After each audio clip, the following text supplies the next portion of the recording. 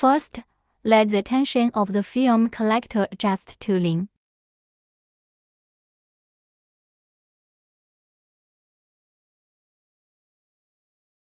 Then we use the feed button to make the material line go forward. Transparent film is not put away.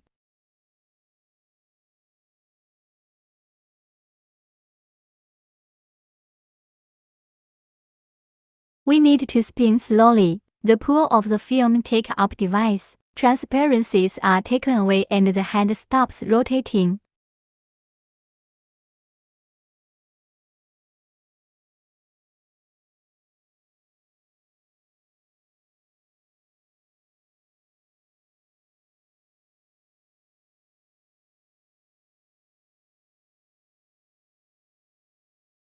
Thanks for watching. Note that you must not rotate the film collector too much tension. Too much tension will make the paper pull up.